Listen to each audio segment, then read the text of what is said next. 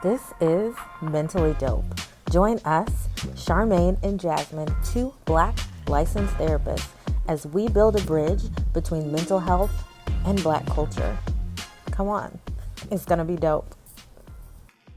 Hi guys, it's another episode of Mentally Dope. Welcome back. Welcome back, guys. I'm Jasmine. I'm Charmaine.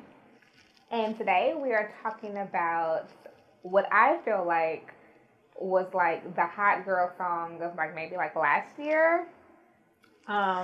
Maybe. I'm lame. I don't even know the song. So the summer song. Somebody's hot girl song. It wasn't mine. Of last year with Jhene Aiko and her BS. Actually, I also did a remix with Kaylani, but yeah. So we're talking about the original song, or just like the song in general. BS. Back up on my BS. Okay, so this is just my reaction because having never heard the song, my first thought was petty. It was petty, but also I identified with the struggle. 100%. Like for me, I identified, especially pre-marriage, pre-Jesus. Both. I definitely identified with that feeling, and let's talk about this feeling of being back on your BS after being broke up with, or after having a failed relationship, and how we cope. So the word of today's episode is going to be cope, which is how we deal with any situation. Coping. What our coping skills. Coping skills, what all that stuff looks like. Coping mechanism. Positive coping mechanisms, negative coping mechanisms, and this song goes through a lot of negative coping mechanisms. Mm-hmm. I can definitely say But what is coping? I mean, I don't have a clinical definition, but like how we deal with stuff. Yeah, it was how do you deal with whatever's happening around you, inside of you, all of these things. How do you deal with that? How do you react? And what are your behaviors like? Mm-hmm. What do you lean on that? Yes. To get through whatever you're trying to get through. Yeah. That's a big one too. What do you lean on to help you with the emotions of whatever's going on with you? Because this song lists off a lot of negative coping mechanisms that kind of sort of happens for a lot of people after a relationship fails. Mm-hmm. Well, who do we think? I'm sorry. What's the name of the girl that you think Jhene is talking about? Jhene and here. She needs a name. Okay, so I'm gonna call her Lisa. I don't know. I just want to call her Lisa. Okay. So. My mom's name is Lisa. Hi, Lisa. But go ahead. Yes. Okay. Sorry, Lisa. Sorry.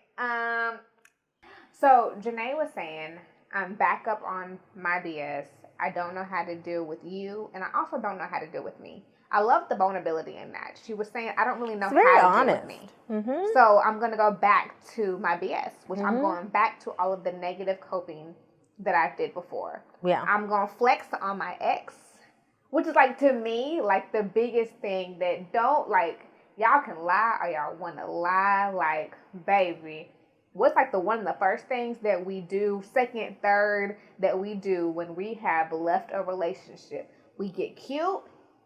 We put on makeup. We get our hair done. We might not even go anywhere, but we're going to post a picture on Instagram. Absolutely. I literally know so many people who have not even left for the night. They're probably in the house, but I got dressed up just to put a picture out to let you know. Right. This is what I'm looking like. Yes. And there's probably a potentially fictitious caption about out with my girls. Very vague. Yeah. I hope he likes this. Like something to be petty, like you say, to draw attention, to let your ex know this is what you're This is what you're giving up. Exactly. There's a reason why it's called a freakum dress, right? Yes. Because you're oh, he's going to act this way, then I'm going to act this way, right? It's a reaction to whatever's happening. Yes. And it's almost like it needs to be public. Oh, I'm going to show him. Yeah. And let's I need be people clear to know that you're probably sitting there checking your phone just to see. Watching your stories to see who saw your stories. To see, did he look at it? He didn't even look at it. Did one of his friends look at it? Should I post it again? Let me see where he's at so I can do a pop-up and be oh, I didn't know you were here while I'm fully dressed like this with my hair done and my makeup done. I want you to see me seeing you, seeing me, yes. seeing you. Yes. And let's be real. I don't want you to just see me. I want you to miss me. That's what it is. I want you to miss me. Right. I want you to. Sometimes it's miss you. Sometimes it's like I want you to feel. I want you to hurt. Like, oh, you want this? Oh no, absolutely not. But I'm gonna let you know. Yeah. That this was an option and you ruined it, or whatever. Yeah. So, I don't know. It also depends on, like you were saying, circling back. Who is your circle? Like, are they going to be the people that be like, girl, let's just go out and do X, Y, and Z? Or, like, really, the way that you get over someone is to get underneath somebody else. Or, like, that whole thing. Listen, so that's a whole different question. What happens when you call your friends and say, me and so-and-so broke up? Because, baby, like, back in the day, like, my friends would literally be the ones who were like, let's go out. And was that, like, always, like, to make us feel better? Or was it just, like, because, like, they were with stuff, too? They was right here with the buddy, too. Like, oh, him and his friends is going to be, like, at this club. Let's show up there. Right. Put this outfit Where on, is he likely to go? Fix your hair. And then... Oh my gosh, what if somebody who grabs the phone and be like, what's she look like? Let me see. What does the new one look like? And then what does she say in the song? What does she It boosts my self-esteem. To see what she looks like. To see what the other girl looks like. First of all, like, I'm not... I admit. That's a good question. What kind of friend are you when you see somebody's ex? Okay, now I won't do it to my friends. Like I'll normally be quiet. So like for them, they kind of sort of know that she's probably cute. So like, so you're not even gonna help them out a little bit. I'm like, oh, all right, well. But you'd be like, that outfit ain't even cute. Yeah, it'd be like that. Well, her shoes ugly. But oh my gosh. I don't know. To me, it would not boost my self-esteem when I saw him with the girl who was uglier than me. Either way. Because I'd be just if like... she's prettier than me, it's going to hurt my feelings. Yes, she's uglier than me, it's going to hurt my feelings. Because I'd be like, God, dog, you left me for that. Like, either way, it's not good. Oh, well, I like either one way or the other. I either couldn't compete or... Am I really ugly? Or like, are we on the same level? What's going on? That question. Either way, it's not good. So I thought that I was like an 8, but she like a 4. So am I really a 4? Did he upgrade or downgrade? Yes. So now I'm questioning. Now I'm calling folks. Like, so y'all, I gotta ask her a really question. But I be trying to be on the slide. What you think? You see that new post that he posted? What you think about that? Yes. She cute to you? Or like, I gotta ask about me. So like, y'all, am I cute? I can't ask about it because I don't want my feelings to be hurt because I don't want them to be like, girl, that's an ugly outfit though, and I already know what's up. Don't talk to me anymore. Don't tell me you don't. I don't even want to be here no more. I'm the one that you might need my friends to go ahead and just tell me. If she's ugly, just say she's ugly. It's fine. Like don't either way, don't comment on it. Does that make sense? But like the bigger portion of this is the hurt part of that pushes us down the spiral of comparison. And so what she's saying in the song, I saw your new chick and it boosts my self-esteem. It's like, did it really, Jhene? Did it really, Lisa? Yeah, but even if it did, I think that's the theme of the song of like, it doesn't really matter that it did. It just matters like for this moment, I feel okay. But like, did it really? It matters enough that I can say, well, she ain't me. And it's also like a jab. Too. And that too. I really just want to say this to hurt your feelings and let you know that she's ugly. Yeah. And who knows if there was a text after that to be like, I see you with your little friend. And she's not cute. She not me now, but okay. Do what you got to do. Yeah. So it was even that like I want this extra feeling to be able to say I see her, she's not cute. So like the negative coping, like that spiral, like this song even says I am flexing on my ex in my new car. I didn't went the one step further. I mean, I guess it's different. That's different. You got money, but the one step further to say, what's that like? Okay, I done got a new car. So that I can flex on you and be like, I'm in my model. Just to prove something, right? So that means you posting more in your new car. And I think there's almost like this idea that like, oh, well, he's going to think like I made a come up since, since we were done. Yeah. Or since X, Y, and Z happened. And then like, don't add the extra petty of like posting like someone's watch in the background of your picture, or like someone's like half do-rag in the background of your picture, Easter eggs in there. So, like lets you know that there's people gotta zoom in and be like, "Who's that?" In the car. It's not me. I'm not by myself, and it ain't you. It could be a brother. It could be an uncle. Mm-hmm. But we would do that Right. in order to protect ourselves from saying I'm hurt. Mm-hmm. Which, you're saying it either way. You're just not saying it with your words. And even like Lisa had said earlier, right? Like, oh, I met your roommate. Now he's on my to-do list. Like, girl, why are you doing that? First of all, Shots just fired. go for the jugular. Yeah. Just turn it right in the gut. But geez, like that's what we doing. Mm-hmm. It's a little savage. Just a little bit. Says the girl with the shirt on that said savage. It's a little savage. But that's fine. Yeah. But also, what does it really mean to be back on your BS?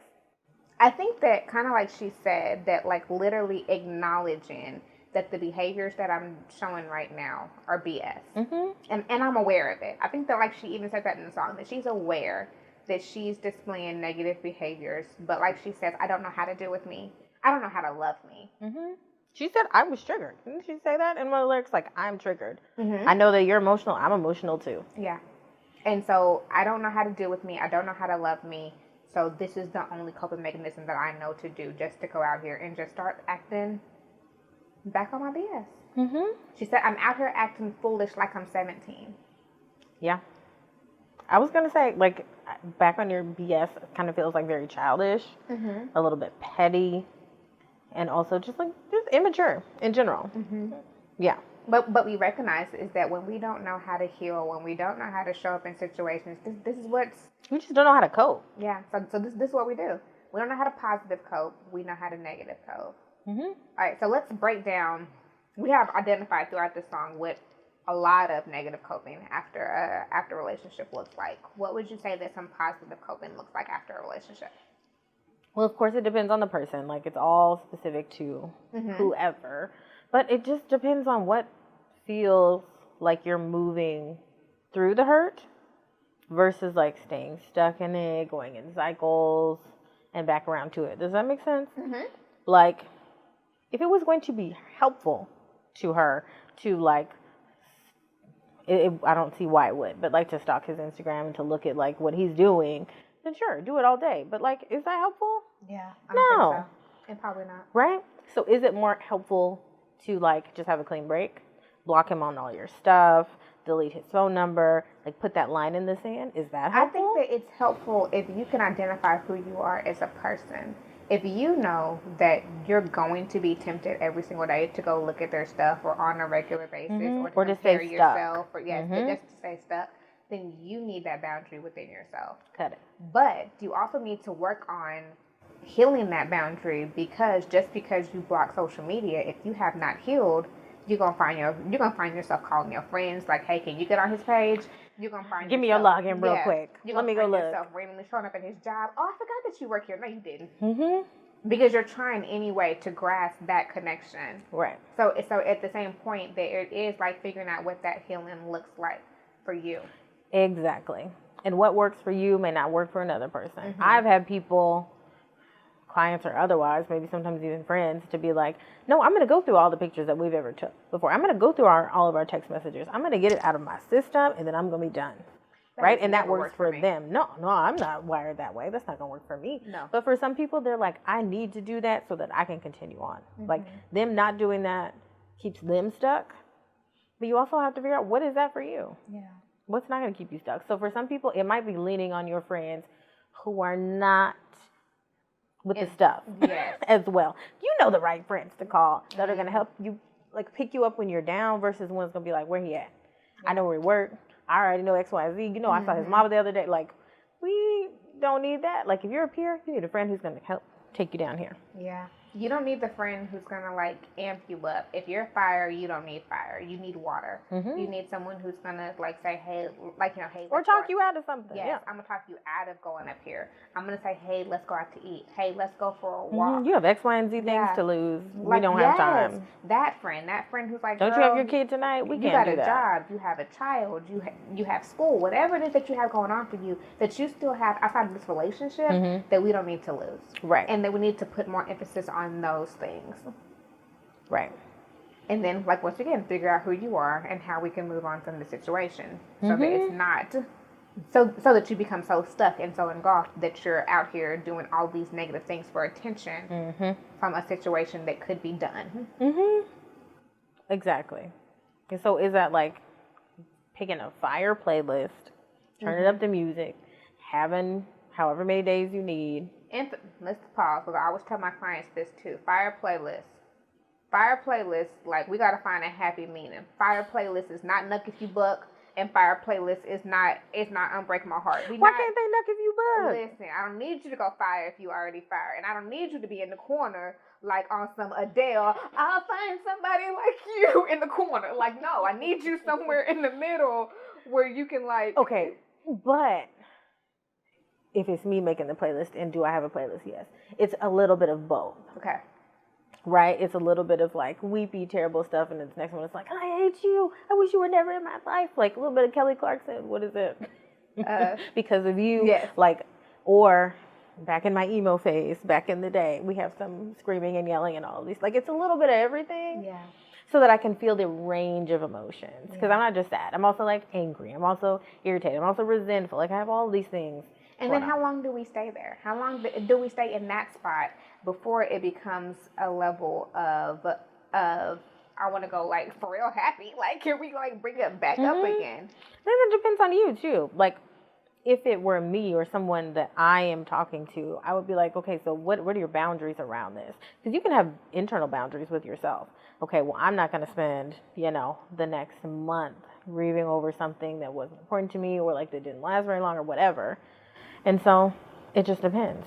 I think that you also brought up a good word, though, the word grieve, because it is a grieving process when a relationship ends. So you grieve the relationship that you were in, you grieve the memories that were had, you grieve all of those. In the same way that we grieve anything else, we have to be able to, like, actually give ourselves time for that. And sometimes that does take a lot longer. I have a lot of clients sometimes who will say, well, like, well, I've been grieving for the past 6 months, or I've been grieving for the past year, and I still have moments. If you were in a relationship for 4 or 5 years, it's not going to be over in 6 months. Yeah. It might not be.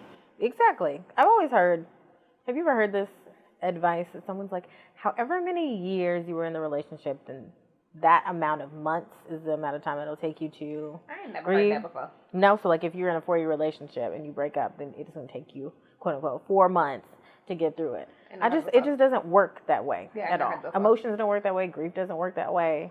That's not like bad advice. I want to listen to that. I don't know who said it. But no, but like, it takes time.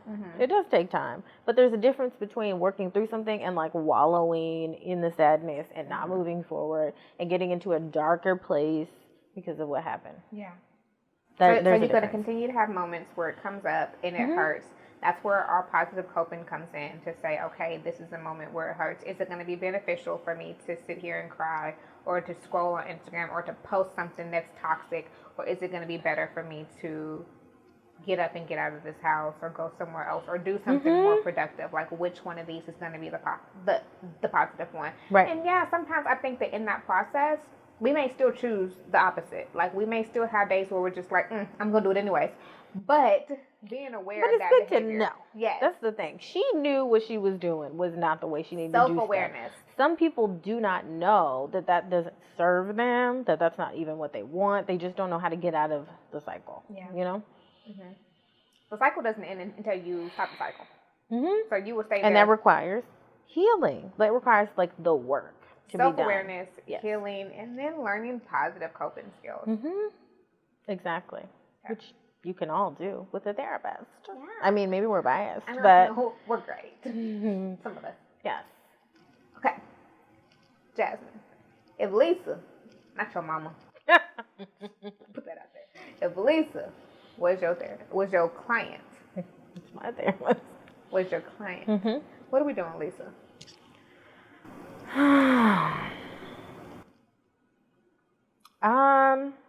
For someone to have a kiki, first we're gonna normalize everything. Like, we're gonna laugh, and I'll be like, girl, then what did you do? Oh my gosh, like, this is wild. Okay, this is what we're doing. I'm definitely a therapist. And then I'm gonna be like, so this what happens every time? Like, what's going on? Like, every time there's something, is there something special about him? Like, what's the difference? Yeah. And also, like, do you like this? Are you okay with the way this is happening? Yeah. I think just being a mirror. Because if it works for her, it works. But if she's here, there's a reason. Something about it's not working, right? And kind of being like, do you like what you see? Do you like the way that you're doing this? Do you want to do it like this in the future? If not, what are we doing? How do we change this? And like, you know, the reflection of the mirror of like, let's be real. Is it really working? What result are you actually seeking? Right. And are you getting it? Also, you in debt, girl. You just got a new car for no reason. You couldn't afford it. So, is that really what you wanted to do? Or were you just trying to prove a point? Yes, to flex on your ex. Okay. Is that really flex? I don't know. But flex on your haters. But it's flex on your ex. Like, is your ex like, man, she got a new Porsche. I really want to be with her now. Like, I don't. It's just a distraction. That's the thing. Are you working on what's really the issue? Or are you just numbing and distracting yourself from what the problem is? And when you're ready to work on what the problem is, I'm here. Because some people don't want to do it. They don't want to do the work. And that's okay. But you showed up in my office, so we're going to do the work. That's how I feel. We going to work. But yeah. What about you? I think that kind of like the same. I think that I'm definitely... I agree with the whole normalizing the feelings. That would definitely be my main thing. So I would match that energy and go, hi, you did what? And you did and girl, show me that picture. You was real cute in that picture. Like all of And what that. did he say? Let me see the text list. Oh, did he actually respond? What is that, girl? Like all of that. And then kind of sort of normalize, I understand why you did it. I completely get why you did it. And now I want to be able to work through why. Like, what was your motive behind this? What do you really want to happen? And what are our goals for the future? Like, how are we moving on? How are we moving forward? Like, what does this actually look like? And all of those things, again, like, to be able to figure out, like you said, like, this has this happened before? Like, are we, like, repeating the same negative cycle with every relationship and all of those things? And then to kind of figure out, like, what's going on for her? What's going on with Lisa? If we could stop focusing on all of these things, what's left? If you didn't spend your day doing this, what do we have left? And if the answer is kind of sort of coming up dry, then we need to focus there. Say that. Man, what's going on in your life that, like, this is the only thing that's consuming you? You ain't got other things to do? Yeah. That's a lot of time. Or if you do, a lot of energy. What are we pushing to the side to focus on this?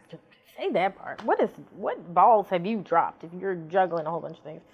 And more than I say that, that is not what I need to say. But I got what you were saying. Okay, thank you. I got what you were saying. Like what are you laying to the wayside when we could be focusing on? Yeah. I'm with that. Yeah. Okay. That's it. That's all my thoughts. Yeah. So we're talking about healing, moving on from exes, positive coping, all of that good stuff. And we are trying to promote being mentally dope. As always, like, subscribe, follow us, talk to us, leave some comments about what you want us to talk about, all of that good stuff. So happy to talk to you guys again, and we'll see you next time. Bye.